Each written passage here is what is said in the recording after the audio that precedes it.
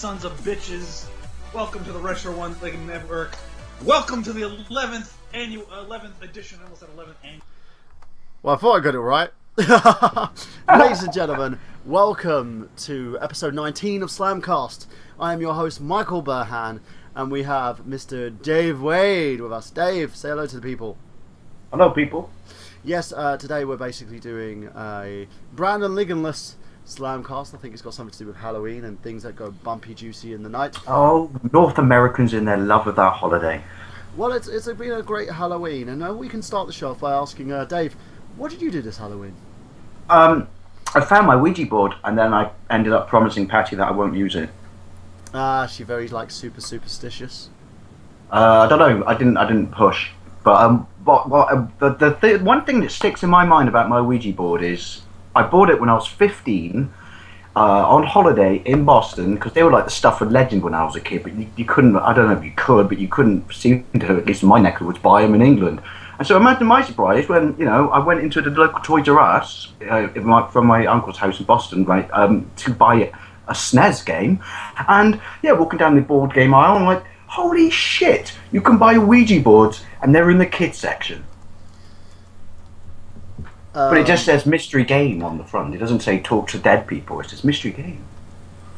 I don't know what to say about that, because I remember as a kid, my mum used to have a Ouija board. We were going to use it, and then she beat us up for using it with a big metal pipe. But still, speaking of child abuse, it's one of those things, nothing happened, I think. We did it in a cemetery, a pioneer cemetery, like, where the forefathers or whatever, sorry I'm butchering your history, America. In my defense, I am English. They kind of located, they went out, scouted the area. So there's like this little pioneer pilgrim cemetery. So we did it there at night with my American cousin, and I still have a pop at my brother about this. And so they got the torch, bear in mind, we're sat down, I've got the board, and I remember you always think, mustn't break contact. And my brother goes, oh, I can see a snake. And so everyone else shut their pants and ran off. And then I'm just sat there on the ground by myself in the cemetery, in complete blackness, hoping that he really didn't see a snake. Random, I saw a snake once. It was in my pants. Sure. Speaking of snakes, I basically been spending this evening, ladies and gents, being at a local bar, which is a station house down in Hither Green. Great place if you want to go for anything in terms of your food, your drink, do some amazing bang-up meals. And they're also a great place for kids. Most of my days today was telling children that they had to go home at 8:30, and then they had parents basically sitting there enjoying their drinks like, oh, can we stay till 10? Like, seriously, little Timmy has to go home. How much of a shitty parent are you to let your kids stay out like from 10 or 11 o'clock at night at a bar just so you can have an extra pint? It's... Oh my god! I shouldn't laugh. I'm laughing because it's terrible, you know what I mean? It is terrible. It's ridiculous to the point where you just sit there and think, really? And also, just let you know, we're live on retroanlim.com, and also, if you want to join in on the conversation, you can do by clicking on the link and going to youtube.com/unlimradio. You want to tweet us, you can tweet us at unlimradio. Facebook page, of course, facebook.com/unlimradio. It's a great thing there, and you can go to www.retroanlim.com to check out the live stream as well there. It's it's a good thing. We're doing really well with our lovely little live streams, kind of doing a better thing than Blog Talk, of course. But it's enough about that shit. Let's talk about wrestling this week. Now, this week's wrestling, the big news is the UK has finally been given a date for WWE Network to arrive on your Xbox platforms, your PlayStations, your smart TVs, and on your penis if you want it there, if that can accept USB devices. And that is... Well, you will need a 32-inch one. A 32-inch bootable hard drive. Right. And you'll... Basically the day, I believe, I want to get this right, I believe it's November 5th. So we'll be getting it November 5th. Do we have a price? Yes, £6.58, which works out as the American equivalent of $9.99. A month? So, $6.25 a month. You get all the good WWE goodness, including WWE Total Divas rehashes, WWE Raw, WWE SmackDown rehashes. You get loads of their content, including the special edition stuff like CM Punk's Best in the World, the best, greatest matches and stuff like that. You also get the Monday Night Wars original WWE contract as well. And you would also get loads of other stuff as it happens, including the pay-per-views that you usually pay about £9-10. Well, it was usually about 30 quid, I think, for. You want to get that for £6.25 a month, which means that you'll be getting all the brand spanking new pay-per-views that you used to pay 30 quid a month for £6.25 a month. I think that's a fucking steal. I'm sold. I'm absolutely sold. So I don't have to feed it scraps anymore. But I'm quite surprised. I'm not being cynical towards WWE and that, but I'm quite surprised that it's that cheap. You also get access to their tape library as well. So everything from their WWE Network tape library all the way from the AWA, WCW, if you like WCW, and I believe all the other organisations that they have, dating back to some of the NWA acquisitions they had, even ECW. You'll get all that on the network for a great price of £6.25. And I need to amend the date, it's not the 5th, November 3rd. And you get it for 1 month free. So if you decide to subscribe to the network, you can get it for a month free, and then decide to cancel if you want to do that. So you get it just in time for Survivor Series. So you get to see Team Cena versus Team Rollins. I'll get this on my Now TV box as well, won't it? Because I don't have a smart TV. I've got the little Now TV box. You do. You'll get the app on there. You can also get it on your iOS phone devices. You can have it available on your tablets. You can have it available on your smart televisions. And you get it on your Wii U, I believe, your PlayStation 3, your Xbox 360, PlayStation 4, PS1, well, not PS1, Xbox One, whoopsie, and loads of other devices that carries it. So I might add that as a nice little compliment to my Netflix subscription, bring my total up to £12 a month for the two. I don't mind that whatsoever. I think it's how are you predicting it's going to go down? I think it's going to be massive with that price. I agree, but it also could end up in a situation where Sky is not going to be very happy, especially the fact that they're still charging full price for pay-per-views. Exactly. It's going to properly shaft them. But no, it's good, Sky, because A, you're a monopoly, which I don't like. I mean, you ruin sport as it is. Yeah. You know, if Sky went bankrupt, that the English Premiership would collapse. No fucking TV station should have, or company should have that much power over something. So screw you, Sky, for ripping us off for all these years. Now you've got some real competition. That's what they, let's be honest, that's what they competitively priced it, isn't it? If you are a wrestling fan, I would suggest anybody out there, boy, girl, centipede, whatever you are, make sure that you actually pick up a subscription service for this. It's a steal, and it seems the way that wrestling is going. Now, speaking of the way wrestling is going, I've actually got some big news here, and the reason being, I don't know why this has been said, but apparently it's been rumoured that the McMahons are looking at selling the WWE's wrestling promotion. It's a big steal. Outsource it. They're looking at actually selling the company. Oh, right. I thought you meant when you said promotion. Oh, fucking no. You mean actually plug in the company? I thought you meant like selling it or letting someone else promote it, but fucking hell. Uh-huh. So this could be a big thing for professional wrestling, because it means that anyone could be buying this. You know, it could be, it may be a rumor at the moment, but anybody could literally get their hands on the WWE. What this means to most could be the way that wrestling may change. To others, you know, at the moment, it's pretty much has everything up in the air. Now, it does have, I'm assuming it's hit their prices and stuff, you know, stock or whatever, but also it does have a risk factor involved, which is potentially the wrong entity could buy it. Yeah, and also the McMahons are basically saying at the moment, they just want to retire or something. Is that what it is? I think it is. I think they just want to get out of the company in total. We're going to be looking at the third quarter results and earnings in a little bit. But you know, it's one of those things where they're apparently by the end of the year they may be hitting 1 million subscribers, which is a good thing. But in terms, it could be. I just hope someone who appreciates it, or does it, not someone who thinks they know what they're doing and then basically fucks something up that everyone, you know, holds dear. yeah, it's one of those things where this could be a big thing.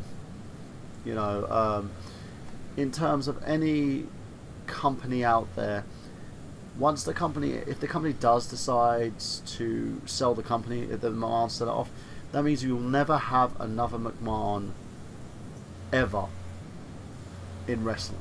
You know, Vince would be done. It's quite a big deal. Yeah, you know, it's extremely big in terms of the company itself and what they want to do.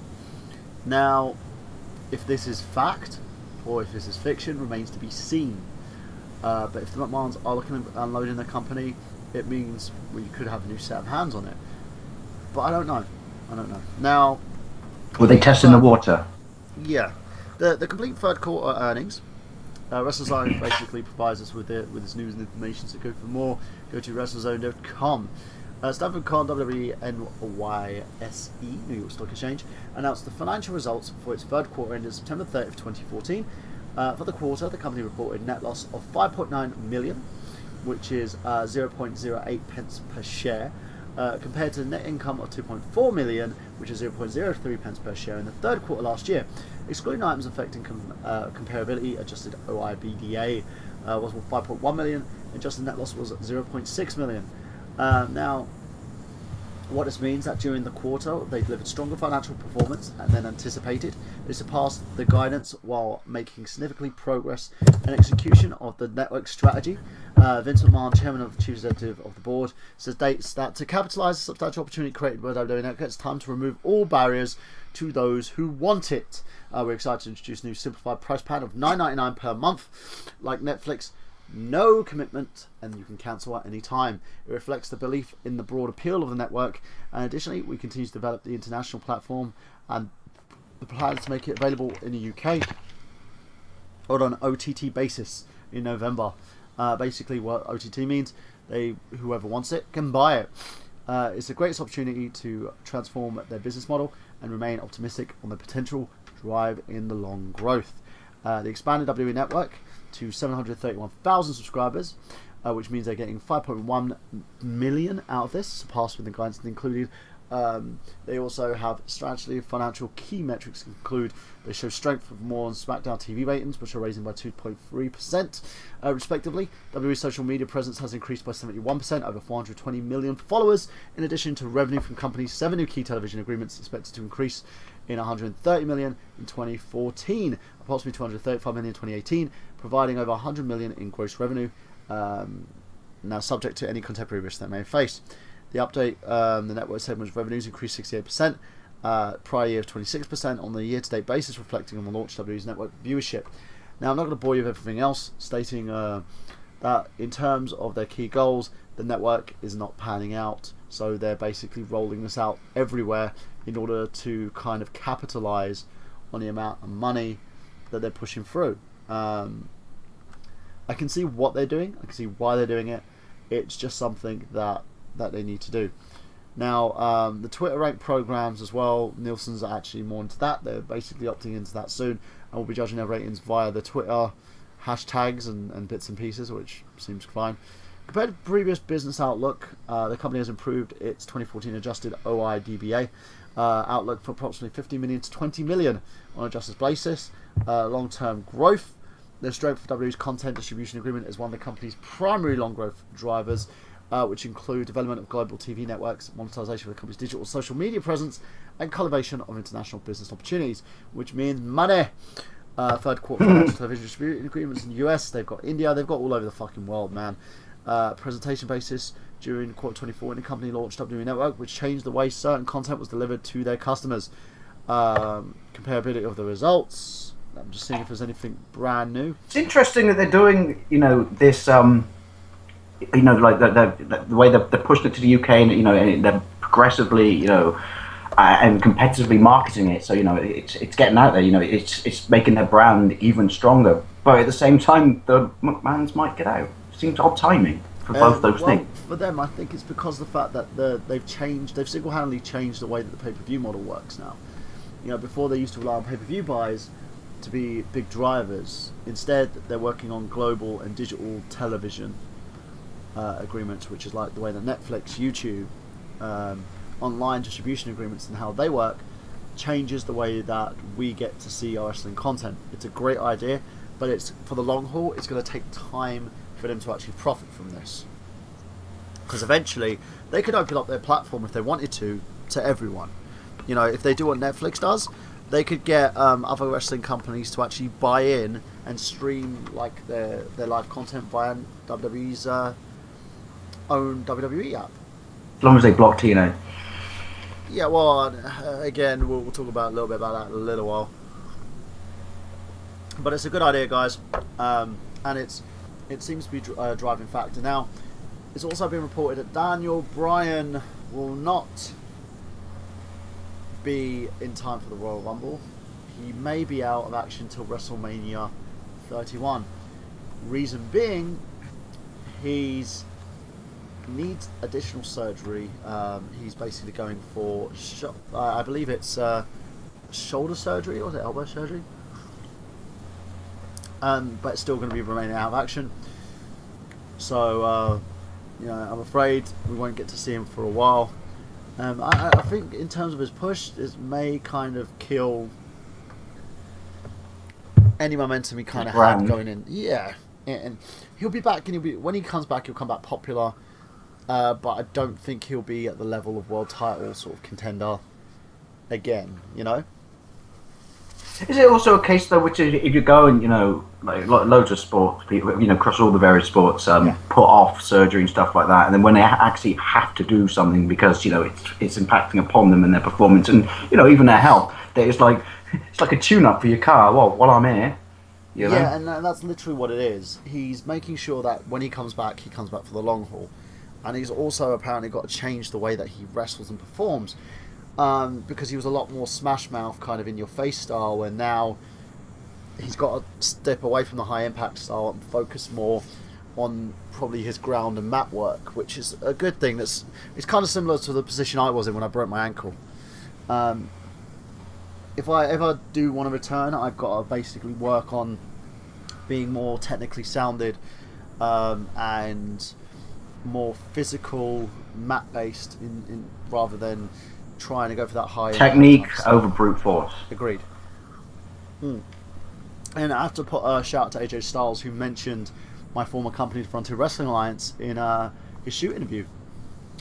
It was nice to actually Cool. have that in there. How supportive is the WWE when it comes to, you know, because currently, whether it diminishes his brand or not, you know, no fault of his, he's got, you know, have surgery. But how supportive are the WWE of, you know, wrestlers when they you know, they have to do this, they have to drop off, because ultimately, you know, they're not going to, you know, say like, you know, stay in the ring and get crippled or whatever. But that's their investment, that's their money, you know. So are they supportive? Is it realistically? Does he have a time period in terms of, and I think because he's a big star. And his merch needed to keep him off. No, had a reasonable name. Or even Kofi Kingston, they would probably be expected to work through it. Very dangerous. There used to be like a old man before they went into whole health and wellness. They would expect a lot of things from people. One of them would be to compete even if you were injured. And it's happened to a lot of people, including myself. Bear the fact I didn't work for the WWE at the time, but I did work for another organisation that expected me to do that when I was injured, and I ended up worse for wear. So, you know, I've got back problems, ankle problems, tons of different problems due to the fact that I pushed myself a little bit too far, which I tend to do a lot. You know, ask Dave here. People have been asking me, I bumped into a guy, a mate of mine, he goes to me, when do you sleep? I was like, I've been wondering myself. Yeah, it's like, I'm a night owl and get asked out, you know, occasionally. But my bottom line answer to that is, well, don't call my house in the daytime. I got a Lost Boys thing going on. Whereas you, just yeah, me, I kind of up at all hours, and everyone's just like, you're day, night, you're up. What the hell? But it's one of those things. It's when you push your body too much, your body kind of gives back. That's why wrestling is kind of one of the most physically defeative kind of sports in terms of like keeping your body healthy. It doesn't do that. Now, chance to recuperate, basically. Exactly. Moving on from that, let's talk about another little bit in the news. Loki, TNA star, recently did an interview with the Miami Herald. Below is some highlights from the interview, reported by WrestleZone.com. He said that he doesn't think it would be different for him if he came back to WWE. It's still the same management system in place. My issues were not with the wrestlers, my issues were with management. They fired me before Christmas, so that tells you something. It's one relatively the same. The only difference is you have different people with a similar mentality and position, which is Triple H.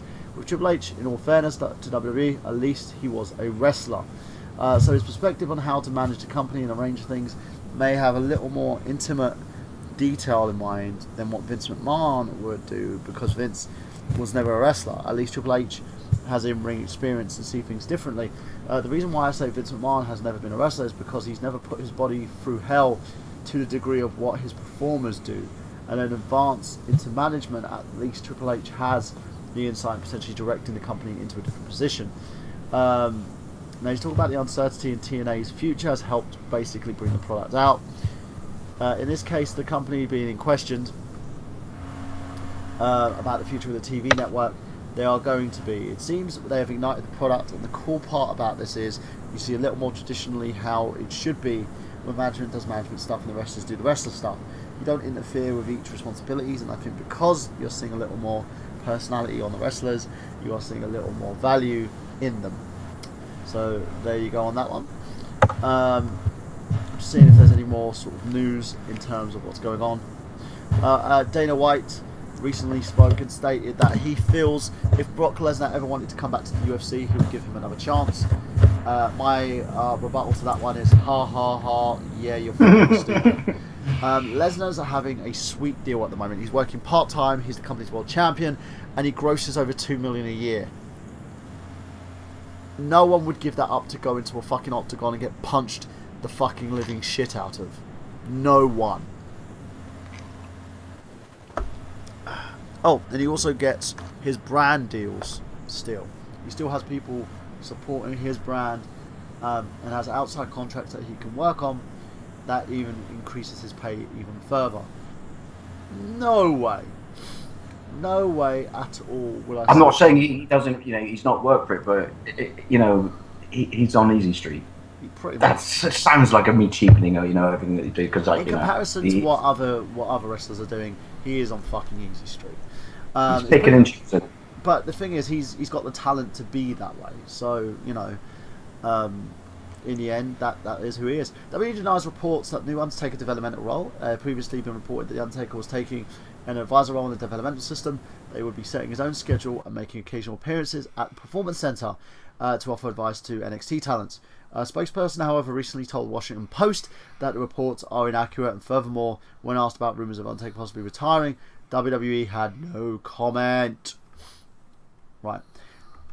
What I'm going to do now... Infamous no comment when they say that. Yeah, I think he is, but he's in an unofficial role. I don't think I want to speak on it. Now, we need to talk about this, and I think you forgot something, Mr. Burham, by the way. Oh, what's that? You're asking. Oh, I'm going to talk about that in a little bit. But I want to have a little bitch session. My bitch session is a cancer in professional wrestling. A gentleman who is getting a lot more appreciation from wrestling sites because he's playing ball with them. This gentleman is Vince Russo. Vince Russo is somebody in terms of his time in the WWE that was seen as a creative genius. He tried in WCW and in TNA and failed on both occasions to actually bring about anything of worth to each company. He bastardized the WCW Championship by putting it around his own fucking waist and David Arquette's waist, and calls titles nothing but props. I will explain something right now. This man is not the individual that sites should be looking for as a wrestling genius. He should not be signified as such, and he should not be basically sitting there on his fucking fat ass collecting paychecks to give insights into professional wrestling. He has no idea what the fuck professional wrestling is. He's a wannabe screenwriter who couldn't get himself a job in Hollywood, so he decided to book pro wrestling. There is a difference between the standpoint of a booker and a writer. Russo was always a guy that Vince liked and Vince wanted to have around just in case he came up with an occasional good idea.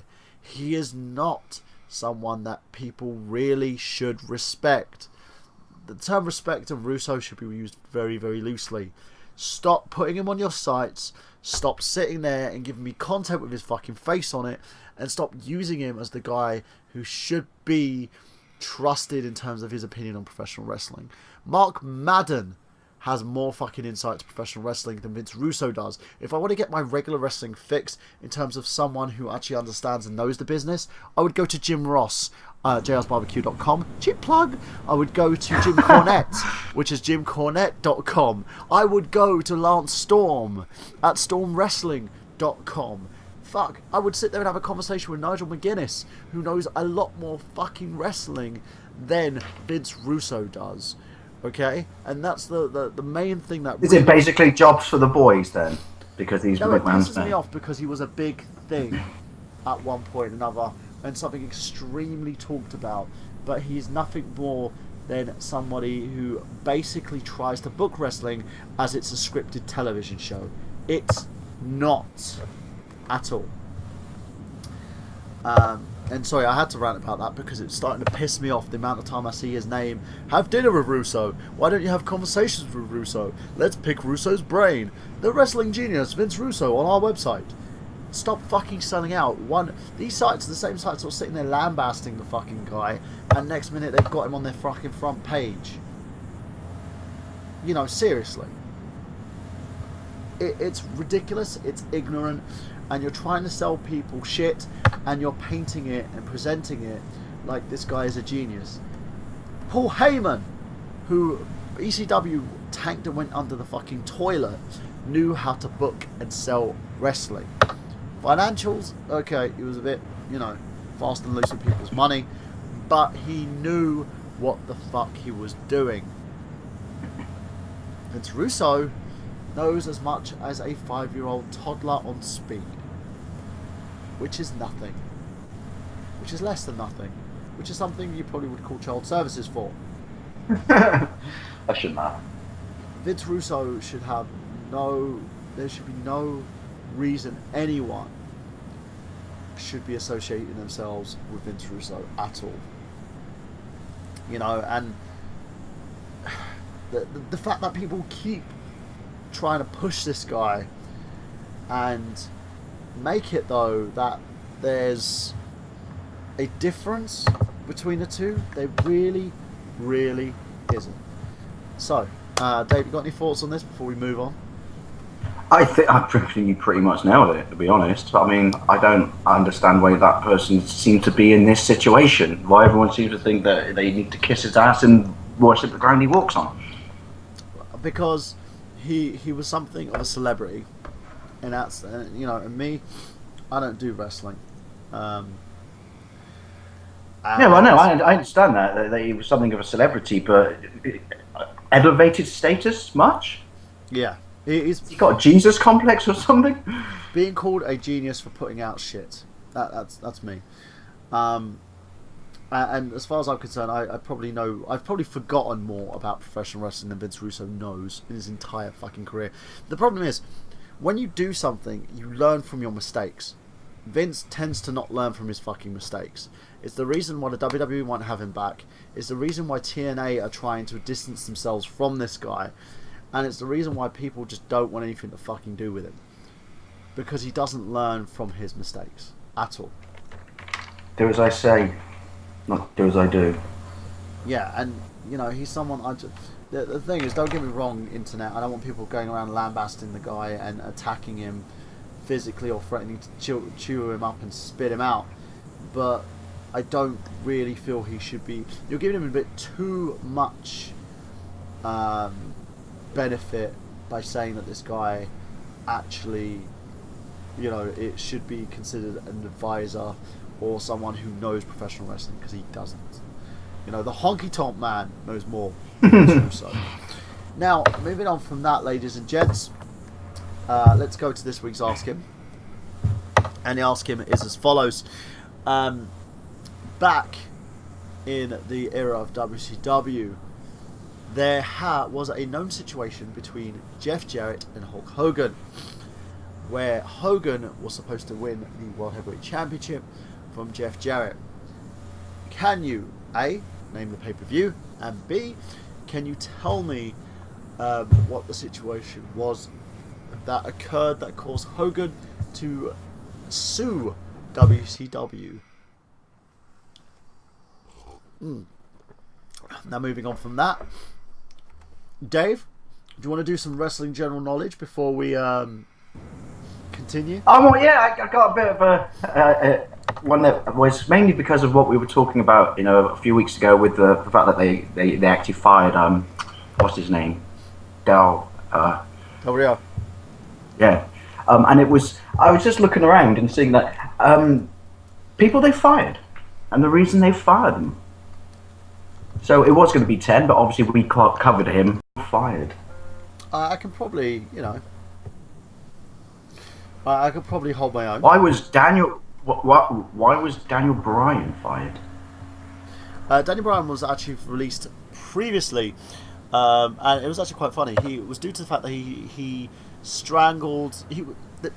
We'll start at the beginning. When the Nexus debuted, they debuted as like this kind of disgruntled wrestlers from NXT, and they were told to go out there and shake things up. They did, and Bryan basically choked Justin Roberts with his tie. Board directors didn't like it very much, and Vince had to let him go. And that's the picture in front of me right now, and yeah, the guy's just pointing at his face, like basically looking in the corner and saying, like, seriously, people, what the fuck, get him off me. Yeah, I couldn't believe it when I read that. Like, I mean, I know there's mixing it up, but then I know it's a dangerous sport, and you put your body at risk, but that's just fucking, you don't fucking choke people, mind. Crush windpipe much, anyone? Exactly. Quite surprised when I read that. I do like that. It does kind of restore your faith, though, that, the WWE does act, I mean, you've only got to look at, like, fucking football these days with that person who's potentially coming back to his League One club, but he's a convicted rapist. Yeah. And it's like, I don't give a shit that you're... This makes... Sorry, I love football, but it makes it sound like cheap when I say this, but I don't give a shit there, because this is what clubs look like. You're not got loads of money and you're short of a player or two. He's a convicted rapist. What sort of fucking message are you sending by letting him come back? So I do kind of like the fact that it's not the same thing, obviously, but I do like the fact that WWE takes a stance, which is, yeah, no, sorry, you're gone, bye. Yeah, they basically, what they said to Bryan was, let it cool down, let the situation cool down, and eventually, hopefully, we'll bring you back. And he was like, fuck, that's cool, because I get to go to the independents and charge shitloads of money. And use my star power to bring people over to independent shows. And he did. He was happy as Larry, because he was earning, like, freaking major money just working the independents. So kudos to Mr. Daniel Bryan, aka Bryan Danielson. Well, we've kind of talked about this before, but it's worth another mention. You're not going to be all over this one in a second, but the more you read about his behaviour, the more you just think, you fucking train wreck, look at the position you're in and look like you're behaving. Why was Jeff Hardy fired? Was it from TNA or WWE? TNA. TNA, it was because, then this is the funny thing here, when Sting basically walks out of the pay-per-view, when the fans chanting, this is bullshit, and this was via the Russo and Hogan era of wrestling, and Sting standing there going, you're right, you're fucking right, something's wrong. He turned up for a pay-per-view match with Sting. I'm trying to figure out what the name of the pay-per-view was. He was intoxicated while getting into the ring. No, people don't know if it was drugs or if pretty much it. Yeah. And then he was released. I mean, he was fired by WWE before that, though, wasn't he? No, he left. It says that he was fired. No. Once again, people, this is actually ECW's website, so... On both occasions, he left the company. And he left... It says here, right? This is the one that maybe... He didn't hide his drug abuse. Yeah, his drug use. He didn't hide it at all. And yeah, he didn't hide it. But what people, you know, like me who aren't as familiar with the sport as you, immediately when they say drug abuse, you just think, oh, you know. I mean, we've talked about it before. The WWE has some of the, you know, the most stringent, you know, drug testing policies in the world. They way eclipse, you know, professional American football and, you know, certainly baseball. Let's be honest, fucking anything goes in baseball. But he never hid it and basically openly got intoxicated in the dressing room. Yeah, and also the fact as well, he ended up doing certain things like leaking a viral video on the internet of himself and his brother Matt, both drugged off their fucking face. Basically,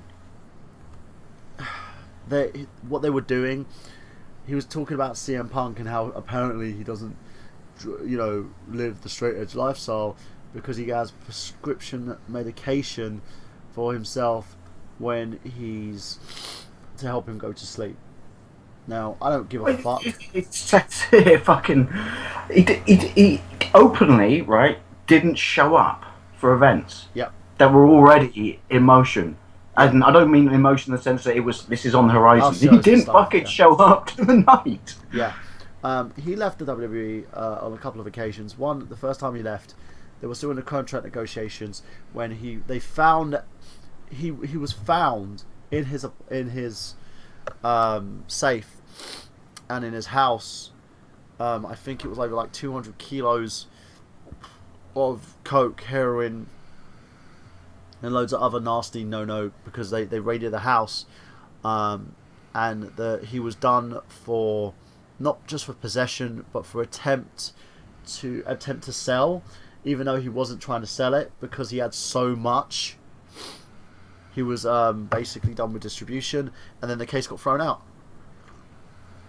Wow. And TNA signed him knowing this. And as Hogan put out and as Van Damme said, we party like we're rock stars. Yeah. It's funny that all the you know, sort of behind the scenes and unprofessional, you know, sort of conduct going on there leads brilliantly into the next one. Brian Pillman. ECW, WWE, or WCW? He's been fired a lot. Well, I know the WCW, yeah, but the ECW one was... Yeah, he basically walked into they had a lovely husband and wife duo who they were filming the vignettes and stuff for ECW at their home. You know, and they were renting, I believe they were either renting the place to Paul Heyman, or it was something to do with his family, his parents, or something like that. Brian Pillman decided to take a piss on their carpet. He took his cock out and pissed on their rug while intoxicated. And I remember Joey Styles talking about it and just went, so that's why we let him go. He was like, Brian's a smart He also guy. tried to manipulate, didn't he? Yeah. In the sense that he had backdoor secret agreements with people. Yeah. So one of his firings was actually engineered by himself. Yeah, that was when he walked out for WCW, and he used the term Booker Man. And the reason being was the head booker at the time, who was, what was his name? Eric Bischoff? No. How you pronounce his name? It wasn't Bischoff, it was another dude. I'm just trying to think about who. Essentially, he set it up, this agreement, yeah. So he could be fake fired or whatever. Yeah, the storyline was he would be fake fired from the company, and then Pillman initiated that, went to ECW, and then after being fired from ECW, went to WWE, where he then overdosed and was found dead. Oh yes, well everyone knows that out there, you know. Yeah, it's for all this shame. false and stuff like that, you know. It's a tragic you know, shame rest in because peace, if yeah. he kept himself healthy, he probably would have been one of the biggest things in the industry.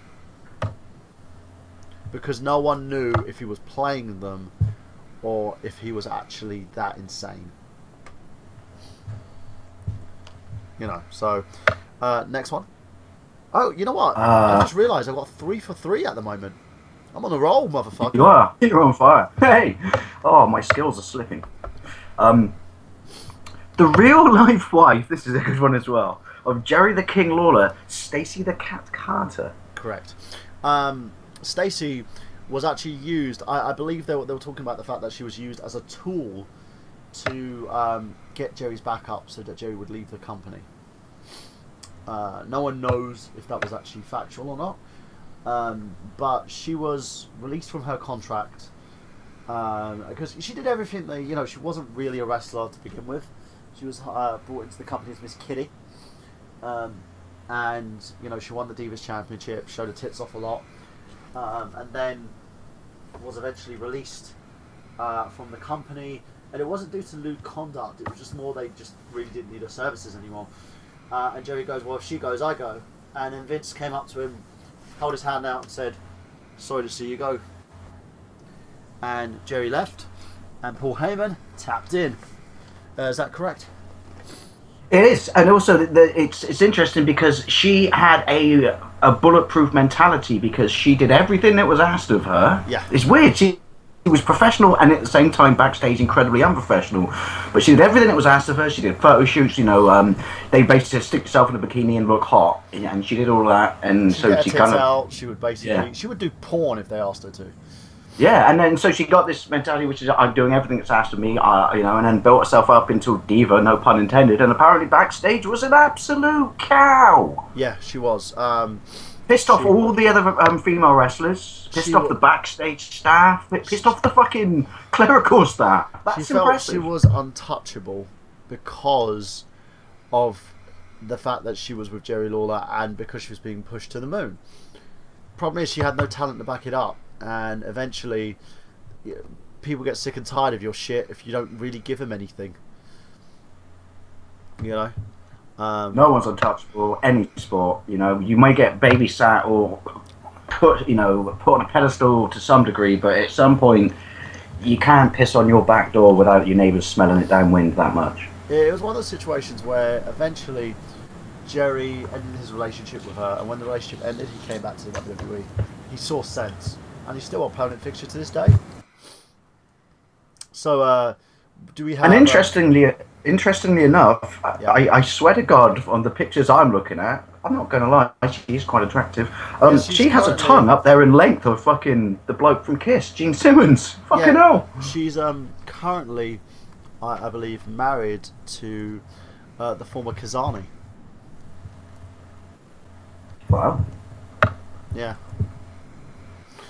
She was on my we friends know list, who wears the point. pants in that family, don't we? Yeah, she was on my friends list at one point. I think she's gone now. Yep, she is. Should have done the Incredible Hulk music then. I think she's gone now. No, she's she was one of those people that I had on my friends list for some weird reason. I think she added me. We never talked. She was just on there for the point of being on there. But she is married to the former Kazani. Here's a good one. Paul London. Paul London and Brian Kendrick was a bit of a different situation, I think, in terms of talent. The thing about Paul did everything that was asked from him by the WWE. But he was also someone who was jobbed out as soon as they split up his tag team with Brian Kendrick, who went on to become the Brian Kendrick, which he's been pushed to the moon. And then Paul was kind of jobbed out and left the company. He cites the reason why he was fired, so to speak. A fateful limousine explosion. Yeah. Because the fact that he laughed due to Vince's quote unquote death. Because he couldn't keep a straight face where everyone else was like, that's what the tagline is. Paul London can keep a straight face. Yeah. Now he's famous for getting. It's not the only time though, is it? That was the other thing they factored into it was he. You are correct, by the way. But sorry, that made me sound like you are the weakest link. Bye. But he ballsed up quite a lot of promotions deliberately. Yeah, him and Brian Kendrick both did that because when they realised they weren't getting pushed, they decided to basically fuck them. Just go fuck it. Brian Like Kendrick, children throwing their toys out their pram, basically. yeah, kind of. Brian Kendrick knew that Vince didn't like smokers. He would go outside and purposely smoke cigarettes, even though he wasn't a smoker. Paul, they used to get their back up because they weren't allowed to smoke marijuana. They get fined for it. The thing is, I don't have any sympathy for the two of them. They basically ballsed up a dream job. Kendrick was getting pushed to the moon to the point where he actually is, on paper, a former WWE World Champion. From the... what was it called? There's this battle royal that they did. I'm trying to figure the name of what it was called. Teddy Long sorted the battle royal out. It was where you would pin someone and you'd be the pseudo champion, the default champion for like 5 minutes. Then if someone else pins you, then the clock keeps going, and eventually whoever holds on to the title until the end of the time limit, so whoever's hold that pinfall would be the remaining champion, and Triple H ended up holding it. I don't know what it was called. It was something. It was called a scramble match, I think. But it was a really good concept, great idea. He was being pushed to the moon, and then eventually Vince pushed him because of his behaviour. Imagine what we could have got with nicely that. into the next one. This one's quite interesting. It's a flowering and all but name, but the story behind it is quite convoluted. The Ultimate Warrior. Warrior in 1991. The Warrior's kind of a similar situation to Jeff Jarrett, being the fact that he held the company to ransom. He had a pay-per-view match at SummerSlam, I believe it was him and Hogan versus Sergeant Slaughter, Colonel. He held. This is it. You're on it. That's what he held above their heads to make sure he Colonel got Mustafa what. and General Adnan, and he basically held them hostage, and said, "Well, I'm not going to do it unless you pay me this amount of money." Hogan was like, not just that. His list of demands was stupidly insane. So Traveling Hogan, expenses, fucking more royalties. Yeah, so Hogan basically said to like Vince, "Hey brother, we'll shoot him, brother. I'll break his legs, brother." And Vince, apparently this conversation happened. I don't believe that conversation happened because Hogan's even more of a prick than Warrior is. What happened was, this guy knew he was supposed to be the future of the company, and he took the piss. He came back through the curtain, and I remember Vince, on the Destruction of Ultimate Warrior DVD, went, "I couldn't wait to fire him." So he came through the curtain after Vince agreed to all this and just went, "Yeah, by the way, you're fired." And then walked off. And then they never saw eye to eye until the Warrior came back again. I know. I mean, I know he's loved. Obviously, sadly, deceased. I know he's loved, but there's never been any secret about his behaviour. But my God, some of the stuff that I've read about him, and you just think you really are a grade A asshole. Yeah. Again, that doesn't detract from the fact that it's sad that he's passed away in that. I'm not jumping on about that. But wow, some of he was a fucking diva. They should have put him in a fucking bikini. Yeah. And it was one of those situations where the Warrior kept believing his own hype more than anyone else. He was his own personal fan. I mean, literally. I remember he used to put like blog rants and stuff. One of them I replied to him and called him and basically debuffed one of his rants. And he even took the piss in comic book land, though. Do you know that? Yeah. His comic book that he wrote. He fucked over the people who were making it as well and stuff. And everyone involved. I heard that they weren't allegedly people, so we don't get sued, weren't getting paid or anything. Yeah. And his most of his stuff sounded like a it basically sounded like gibberish. Can't do the next one because you've already technically covered it, but it was Kurt Angle.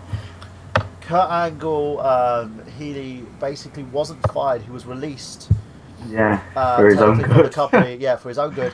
It was an ECW. He tore his quad, I believe, tore his ass. Wanted the ECW Championship. Vince and Co were like, "Look, dude, you're injured. We can't do that." And he acted up so badly that they had to release him out of his agreement because they were worried for his safety. I'm looking at the picture of his torn quad, and Christ alive. Yeah. And this is an interesting one, but I won't get be able to pronounce his name. Believe it or not. Yeah, exactly. Yeah, it says that. Yeah. Like, literally, it was... Dude, no I'm offense, fucking mate, fire with this shit. we can't, yeah. They were basically like, it says, we can't touch you with a barge pole right now. Not because because he was a really respected, intense performer, but it was, this shit ain't going to end well. Yeah, and I don't want to sound like an idiot, people, by the way, but I can't pronounce names. I called Mr. Byrne here, Mr. Burhan, for fucking 6 months. You call me Byrne. I use when I'm at work, right? I use the phrase mate, buddy, or guy. I Brilliant. do too. There's an Australian who's worked at my company. I always find this funny, which is, dude, why did you leave the wonderful tropical paradise that is Australia to come to Bedminster? And what do you say? He just said, fancy the change. I said, well, you got one, but second of all, shouldn't you be working in a bar? Isn't that our deal with Australia? They come over here, they work in a bar. Sorry, that sounded terrible, but no, I don't know his name, and I don't think he knows mine. So for months now, do you know what I call him when I see him? I always just say, "G'day, Bruce," and he always says, "How's it going, Pommy Dave?" Yeah, and that's it. And it's not like it being like having a poke at each other. That's just how we address people. And I get on really well with him. We're mates. Just this sounds terrible. I don't actually know his name, so I called him Bruce. Tell me. Oh no, actually yesterday I called him Skippy. So try and tell me the name of this person. I'll see if I can get it. Juventud Guerrero? Juventud Guerrero. That's it. I'm sorry, people. I don't want to sound ignorant. I know this one. This one's fun. He was basically doing a whole parody of The Rock back in WCW. And someone goes, "You're that guy." The Rock basically called him like the juice. As in, he's not fit to fucking have the juice out of his jockstrap.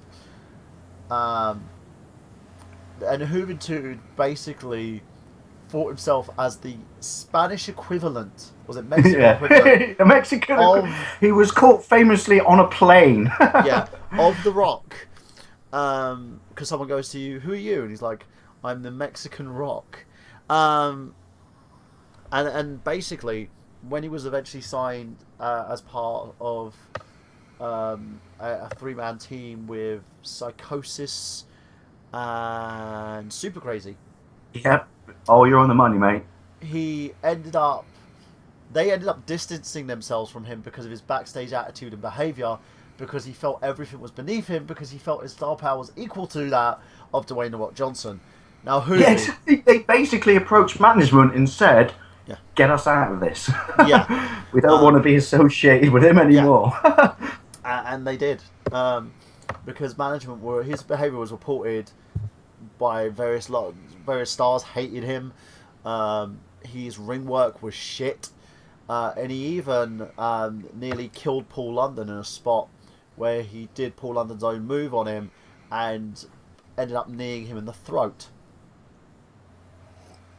Yeah. Which I believe was the Shooting Star Press. So yeah, that's Hoovy for you, folks. This is my final one, but this is a really interesting one, especially since of who he is. But yeah, why was Teddy Hart? That's an interesting one. That's a very interesting one. How about such wasted potential? No, initially WWF. Well, he was the youngest ever wrestler signed to WWF, wasn't he? At the time, he was 18 years old. I believe. Yeah. This is when the company had. WWE was fired in 2003. Yeah, I believe it was after they kind of settled their differences between Brett and the WWE, and they signed a whole wealth of Hart family members, including Davey Boy Smith Jr., Davey's son, who they called Hart Smith at one point. They signed Tyson Kidd, who's currently still in the WWE family, being one of the top stars on Next. And they signed him and Natalia as well. Natalia, woof. Fuck, oh mate, I would have done naughty things to that girl. You married the wrong man, Natalia. You married the wrong man. I can't believe what I've read in the small print at the bottom. You should have been the next ex Mrs. Michael Burhan. Anyway, he basically ignored what they were supposed to do, and then just went out there with unscripted, moves and stuff like that. Yeah, and other wrestlers basically had to fucking catch him and stuff to stop him seriously hurting not just himself but them. No, but it wasn't just that as well. It was the fact where he was turning up late. He wasn't listening to trainers. He was sitting down on his laptop and iPad and shit. And they were like, I don't even know if the iPad would exist at the time. He had a smartphone on his laptop and stuff. And he ends up in a situation where management took a disliking to him. He kept beating to his own drum, and they're like, look, this is not the style that you're supposed to be wrestling. We're trying to teach you the WWE style. And he kept fucking up. And so they just eventually let him go. Excellent facial hair, though, by the way, I would like to say. Excellent facial hair. Yeah, he doesn't look like a hot. He looks like a freaking Mexican. Then he was hired by TNA. And then fired due to a disagreement he had with CM Punk because they had a fight outside a restaurant because Punk picked a fight with him and said, and brought up the fact to his face at a Ring of Honor show. He ended up getting himself a concussion, flying around the fucking ring like a crazy ass fuckwit, and nearly hurt somebody in a cage match. I know, that's the clip I've watched. Yeah, that's the one. Yeah. You're on fire, mister. And himself Mr. and Mikey. CM Punk were both fired because of that incident with TNA. But the WWE, I believe it was that. It was a situation. He couldn't work with anyone. He kept beating to his own drum, and it was fucked. But yeah, I am on fire. I've literally answered every one of your questions. That's my 9, because obviously we covered one of them last week and the weeks before. But yeah, that's my 9. It's interesting because it's like any not sport, movies, musicians and stuff like that. You look at these people with so much talent, and so many of them self-destruct. Well, the thing about Teddy... Like Elvis Presley syndrome, isn't it? In the sense that you know that they're surrounded with a bunch of entourage of yes men that have nothing to do with the sport, doesn't understand it, appreciate it, any of the workings of politics involved, and just keep saying, yes, boss, see, boss, yes, boss. And these people built this attitude up, which is, I can do whatever the fuck I want. No, you can't. This sport isn't just you. That's the problem. I think with some people like him in his situation, he kind of fucked himself up. He didn't know exactly what he was doing and what he was supposed to be doing. He was trained in the Heart Dungeon, but at the same time he wasn't trained properly. So he ended up in a situation that fucked himself over and nearly killed a bunch of wrestlers because of the way he worked. His style was kind of, I'll flip around everywhere, look like I'm fucking know what I'm doing, but end up hurting someone. And it's a shame. Wing it. Seems to be, I'll wing it in the ring. From his pedigree of wrestlers, I think he should have known better. And I think someone needed to beat the living shit out of him so he would know better. But yeah, no, there's been loads of times WWE's released people, and the majority of the times, 9 times out of 10, they release people for a reason. Sometimes it's budget cuts. Even though he was a big star, they just went, look, let's talk a little bit about TNA, because, apparently the company is trying to find out if TNA actually has a new TV show planned. By the end of this year, the company will have no TV presence whatsoever, and the state of the company is kind of in doubt. I don't know what to say here in terms. You're going to call it? Go on. If you got to call it, what do you think's going to happen? I think they'll find something, but it's going to be a lot cheaper than what they're doing currently. I think, yeah. I think a lot of their main it's an obvious one, isn't it? But they are beyond struggling right now. Yeah. And it's not really their fault as such. It's what it is because they tried to leap before they could walk. They didn't concentrate on their branding and product, and I think Dixie refuses to play ball with anybody. and that's the problem. She believes too much in her own hype instead of actually talking about,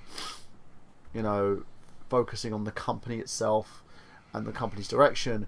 And her idea was, let's throw loads of big stars, spend loads of money. And because her daddy cut out her unlimited purse because she wasn't playing ball, the company is now suffering financially because every penny that they make in profit gets sectioned off, and they only get about a quarter of that back to invest back into the company itself.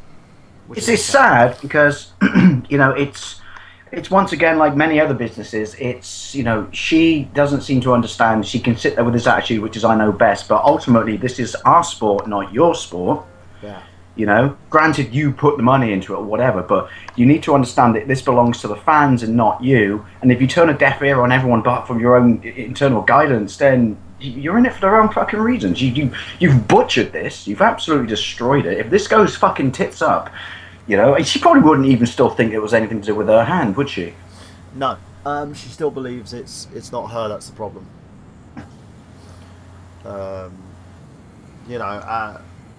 Let me focus on a little bit of positives. One, that there are certain spurts of new promotions coming up. Lucha Underground, of course.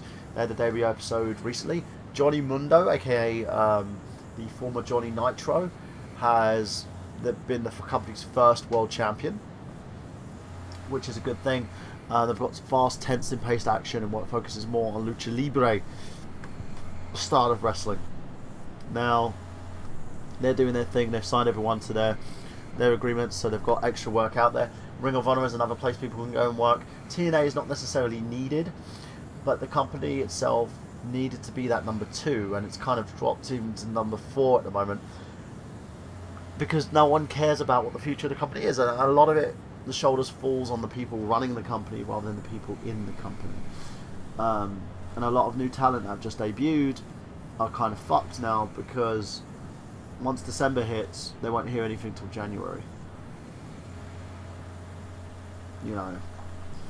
What else can we say? Worrying times. Exactly. And just want to roll up a newspaper like when your dog takes a piss on the floor and slap her on the nose and just say, no, behave. Exactly. Now let's go on to our shows. Okay. And talk a little bit about WWE's Raw. Now, we're going to go through a couple of highlights. Survivor Series main event has been named to basically Team Cena versus Team Authority, led by Rollins. We saw a kind of a segment of a Randy Orton face turn here, where he RKO'd Seth Rollins in the ring after a congratulatory promo for the Authority.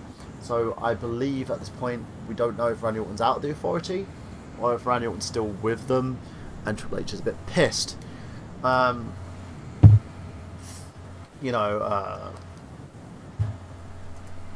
With that, we then go on to the fact that Dean Ambrose and Bray Wyatt are continuing their feud. Wyatt's explaining to Ambrose why he attacked him. There is an idea that's dropping around the internet that Wyatt is actually working for the Authority, that he'll basically pick up the ball when Randy drops it and moves onto a face, like a top face of the company. So that means the two top heels of the company will end up being Seth Rollins and Bray Wyatt. What do you think of this, Dave? Quite surprising, really. It's good that they're investing in new talent, though, don't you think? Oh yeah, no, definitely. But it's a bit of a heel turn, no pun intended. There, it's quite surprising. It's good. I like it. I like the fact that they, like you said, they understand that you've got to look after the future if it will. But bold, I'll say that. And Dean Ambrose being propelled into the position of a main event player at so soon. What do you think of that? That's what I mean about bold. Yeah, exactly. Don't get me wrong. I have faith in Ambrose. I do, but it's. And I mean, like I said, I'm the newbie to this, so my knowledge is not like yours. But it's does he have enough of a back catalogue experience to be propelled that quickly? Yes, he's worked in a main event in loads of different independent promotions. He showed on NXT how he could work and what kind of style he's worked, having successful matches with William Regal and even holding himself toe to toe with the great Mick Foley in terms of promos. So he's someone I believe deserves to be in the spot that he's in. Oh, I'm not doubting it. I'm just saying from just looking at it from a purely logistical perspective, it's a quick propulsion, if you know what I mean. Yeah. The Big Show and Mark Henry lost in a tag team title match to Golden Stardust. The two individuals kind of battled for themselves. Eventually, seeing Mark Henry turn on the Big Show and beat the living shit out of him, making sure that the win was acquired by Stardust.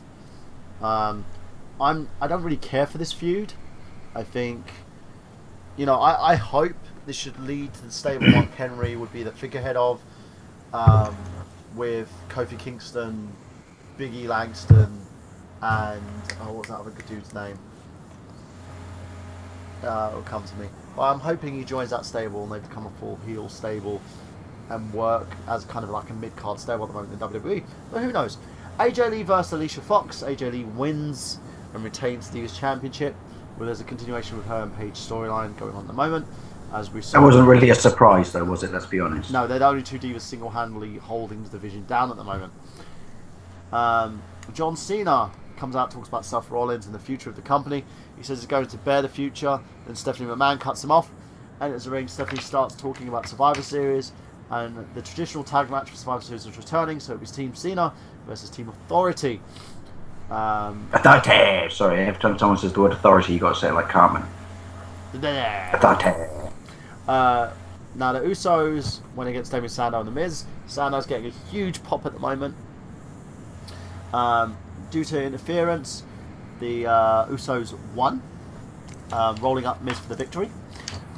Hulk Hogan comes out, talks about last night's Hell in a Cell pay-per-view, and then puts over John Cena. He eventually gets to Brock Lesnar. Hulk talks about breast cancer awareness for the Susan Coleman Foundation. For those of you people who don't know about that, check it out, because it's basically a positive that they're doing, having their t-shirts. Fair play for that. And whatever money they earn from these t-shirts, they do not earn themselves. It goes directly to that foundation, and they reap the rewards for it. Bo Dallas had an open challenge, and he faced Ryback. Feed me more. Ryback basically demolished the shit out of Bo Dallas, Mr. Bojangles, and then cuts a promo on WWE.com talking about the fact that he went off the rails a little bit and now he's back. The thing is, they should have booked this guy strong to begin with. I can see they're trying to do the Goldberg push again. I don't know how effective that's going to be. If they're going to seems like they're playing catch up now. They kind of are. They're trying to give him another chance. I think this is going to be his last chance to see if he can put himself over. If he can't, they'll probably end up just releasing him. Cesaro went against Dean Ambrose in a Smash Mouth contest that ends up in no contents. Bray Wyatt says he's not leaving Bray at Piers, and Titantron says this world isn't made for them, and that he's not Ambrose's friend, but he says he'll help him, and then tells him to run.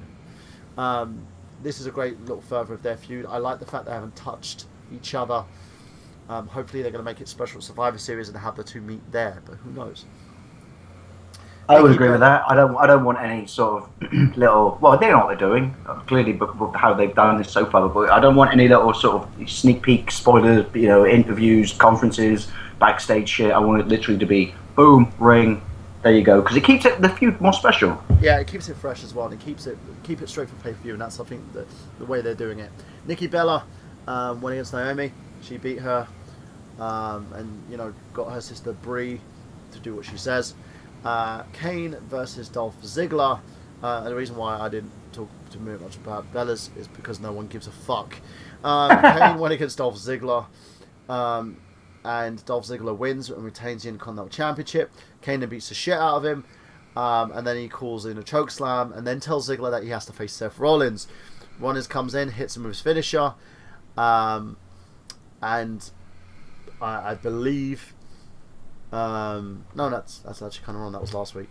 Rollins then starts beating on him, and John Cena comes out and makes the save, and that leads to John Cena versus Seth Rollins, and the two go at it basically, and John Cena wins by disqualification. After Kane interferes, Rollins hits tries to hit the curb stop. He goes for the A, but Rollins gets the buckle and leaves the ring. Again, good match until the run-in. Rollins looks good. It's kind of an exciting thing. We're going to see what these two are going to do in terms of Survivor Series. I think they did this to throw Cena a little bone, to give him his match against Rollins, to see what happens. And the fact that Rollins is playing the cowardly heel at the moment works well, because he's the big thing. You know, everyone wants to see what happens with these guys and Rollins, because he's kind of the centerpiece as the heel of the company at the moment. He's picking up the ball where Brock Lesnar's kind of left it, if that makes sense. Because we were not going to see Lesnar until probably a couple of dates in December, or we may not see him until the Royal Rumble. So the fact that they're focusing on Rollins as the number 2 heel in the company, good move. Very good move. Also quite interesting that Lesnar is on the back burner right now. Overall, I think it's a good solid Raw. Interesting, yes, because we get to see what's going to develop after Hell in a Cell. But in terms of the way the company goes in this direction, I hope they keep accumulating new stars and pushing people. Dolph Ziggler needs to be treated as the company's main champion at the moment, which is what they're not doing. Maybe because of the fact they're trying to keep the WWE Championship special by saying, well, Brock Lesnar's not going to really defend it until the time comes. But we'll see. So that's pretty much. That's good, though. Keeping it special is brilliant, because as much as thanks to you guys getting me into this, it's a compelling, addictive sport. You got to keep some stuff special. You got to keep some stuff slightly bigger, more hyped above everything else, because ultimately, then you're more invested. You're pumped when you go to watch it. Yeah, the big thing that WWE kept doing before was the one thing that the Attitude Era kind of killed was the fact they allowed the changing of the fucking title so much. Yeah, and they gave matches that you saw on pay-per-view away for free on TV afterwards. So they need to keep it fresh. And I think this way they are keeping it fresh, because they're not giving everything away now. They're not revealing their cards. And I think with Brock being away, it's making it even more special. Now, the winner of Ask Him this week was Chris Fitzpatrick. The Ask Him was, name the pay-per-view and the situation that led to Hogan suing WCW and Vince Russo. Now, what he did was Vince Russo decided to do something which is borderline defamation. Actually, it was fucking defamation. At Bash of the Beach 2000, Hogan won the title, and then Russo waited until Hogan left the building to set Jarrett versus Booker T. And then Jarrett dropped the title basically by laying down and Hogan pinning on him. And Booker T, and this was actually Booker T's first WCW Championship as well. Russo then went to town business for himself and cussed Hogan in a promo, calling him a piece of shit. Bad move. Not a massive fan of Hogan, but bad move. Yeah, because he's so beloved by many people. That's fucking stupid. He destroyed Hogan in a promo. It was ridiculous.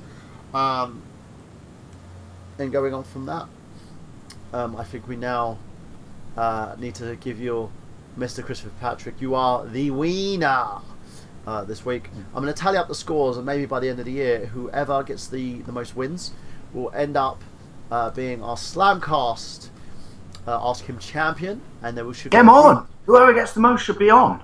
Yeah, and they'll get to come in onto the show, of course, and receive a free T-shirt from us of their choice from any of the shows, including I Got Gameplay, SlamCast, or any of the lovely Retro Islanders here. You can choose what T-shirt you want. Mine only comes in medium. But we'll talk about that a little bit more, guys. Now let's go on for the Iron Sheik tweet of the week. We're doing really well, I think, Dave. We're doing really well having this show on our own today. You and me. Burhan and the boy. I'm not going to lie, I was shitting my pants. Were you shitting your pants? Yeah. Well, you've been a lot more knowledgeable than you actually let on. Now, ladies and gentlemen, the Iron Sheik tweet of the week is always something that Brad and Liggan does, and it's something extremely... happy Halloween, Brandon, since you blew us off for Halloween. And you, Nick, happy Halloween as well. Now, he's the most controversial man in professional wrestling in terms of the way he speaks. He talks about everything from basically what he likes, what he doesn't like, whatever the fuck is on his mind. And you know, this week is going to be no different, of course. Now, the Iron Sheik, I'm going to pick one at random. The first one is trick or go fuck yourself. It's funny enough, that's what I say to trick-or-treaters. Now, this one I think is most hilarious. Fuck the Minnie Mouse, that gold digger bitch. Oh. And last but not least, Barbra Streisand turkey tits alive. Scary stories in 5 words. That, ladies and gentlemen, was our Iron Sheik tweet of the week. Fucking bullshit! So good we got to say it twice. Shall we say it twice, ladies and gentlemen? That was the Iron Sheik tweet of the week. Fucking bullshit! Now, no, my client. Come on, banging on my client. Going on from that, I'll bring that back next week, I promise. We will give on to the plugs. Mr. Dave Wade, plug away. Hello.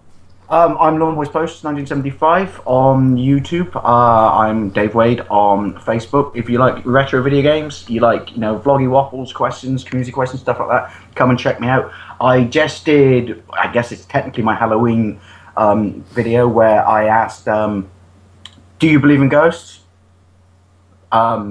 Watch the video, it'll make more sense because people know they do a man of science. Yeah, well, I've seen shit I can't explain, so I put it out there. Steve Benway did an absolutely amazingly deep response on his Benway's World channel. I tagged you in the video before that, which is the 5 random question video, and I've just officially done my first Nerf gun review, which everyone hated. They hated because it was you breaking away from the norm, Dave.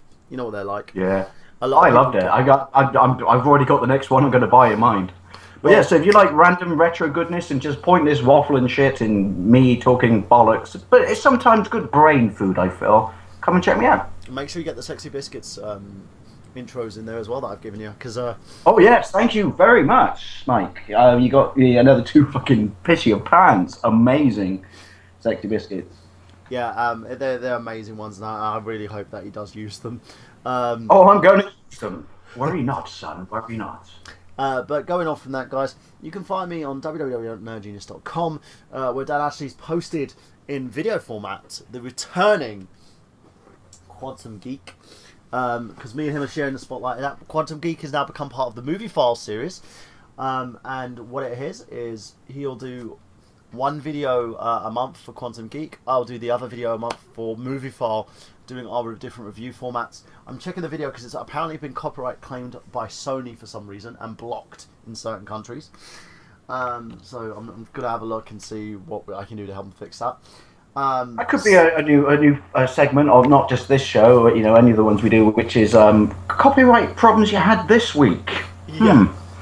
You can also find me on youtube.com/TheNerdGenius. 282 subscribers so far, 53,000 views. I'm doing really well. I'm gonna have all. You jumped up there, man. That's like an extra 20k. Exactly. And basically, as well, guys, think about it this way: I've managed to do a lot of views from the EGX as well. Talked to the EGX organisers recently. Watched your Chris Barry one yesterday, by the way. Amazing. The Play Expo reviews aren't going to be on my channel. They are going to the Retro Unlim channel, youtube.com/Retro Unlim. Go and check them out there. I will be putting them on my channel in the interview section, so make sure you check that out. And you can also go to you can also check out my MCM Comic Con interviews that will be up by this Sunday, including also my review of Destiny with Rob Man, which is coming up as well. Go on my YouTube channel, check out all my other videos and reviews. If you like me, like, comment, subscribe. Also, for liking, commenting, subscribe, make sure you check out our lovely RU Network YouTube channel at youtube.com/Unlim Radio. It's currently what's streaming this at the moment, and we're streaming live for the first time as well on retrounlim.com.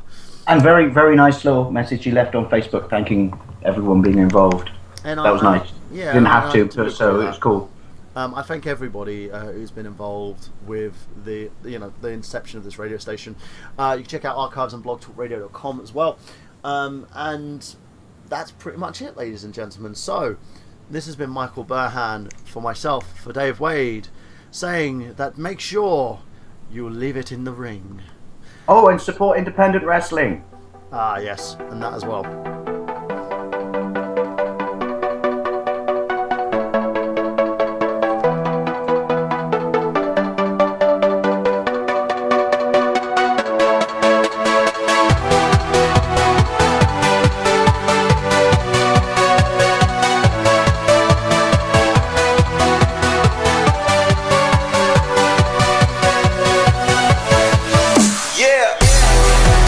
This show was sponsored today by the letter P, as for pussy whipped motherfuckers. Yes, if you want to see a pussy whipped motherfucker, check out Matt Hardy, the man who lets his woman make his decisions for him. Ooh, Matt. And the gentleman who thinks wrestling is real. Also, if you want to check out pussy whipped motherfuckers, check out Jeff Hardy, a man who can never say no to crack. This show is also sponsored by the number 5, as in how many times can we see Vince Russo on the internet talking about himself? Vince Russo, the man who likes to flap to a picture of himself and watch himself win the WCW Championship on more than one occasion, because Vince Russo believes that everything is a prop and just feels like he's too good for Hollywood. Vince, go fuck yourself. The show is also sponsored by Vaseline.